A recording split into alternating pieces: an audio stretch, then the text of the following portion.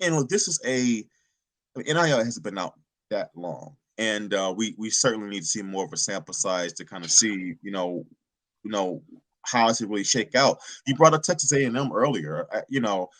Yeah, they got a lot of those players on campus, but I have to go and double check. They had pretty good exodus of some of those players that did arrive. Yep. And like you said, they didn't even make a bowl game. It was a total disaster. So Yep. yeah, it's one of those things where now that could be another thing that does deter some of these schools for investing so much money, because yeah, you can get these kids on campus, but what are you doing to get them to stay, right? So is that money? That's money down the drain, right? So you're no closer to winning than where you started.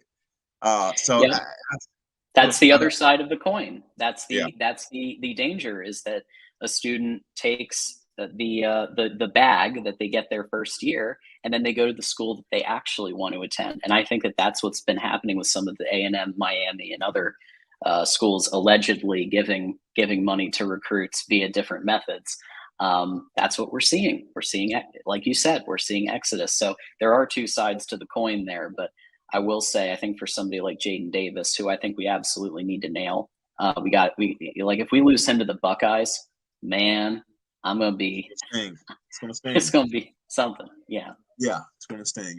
And to the whole transformational thing, that I think that's a huge benefit to having more of that, using more of that as your pitch to players. If there is a benefit, is that the kids that you're bringing into your own campus, into your program, want to be there for the right reasons. They're not there for the bag necessarily. They want to be a Michigan Wolverine. They want to embody everything, everything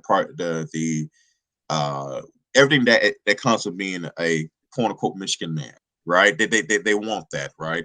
And yeah, they may not all of them may not have the high premier talent, but you're going to be able to get the work ethic, right? They're going to leave it all out there in the field.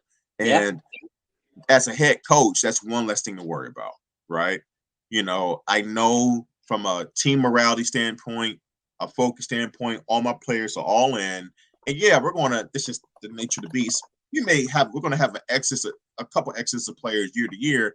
That's just how the landscape is going to be. But for the most part, the kids that come here want to stay here and be successful here, compared to where you're going in money first and not knowing that this kid is really bought into what it is like to be at Michigan. Do you really want to be here, right? And everything that comes with being, you go, here's the point, you go throw a bag to a kid down in Florida, right? He comes up here, and he's like, oh, I don't like the cold weather. I don't like it here. I'm far away from home. Yeah, he may be a 5-star talent. He may even get on the field for you the first year. He can leave, and where's that leave you, right? So, but I don't know. It's a catch-22. Yeah, they are to their credit. I mean, the transfer portal usage has been really impressive, Yeah. right? Whether it's Ernest Hausman, whether it's Ladarius Henderson, they have been going after players that have proven something at the college level, instead of this kind of give money to recruits level. So they're still leveraging some of the modern things that you can do by raiding that transfer portal and getting some great pieces. So I will say that to their credit.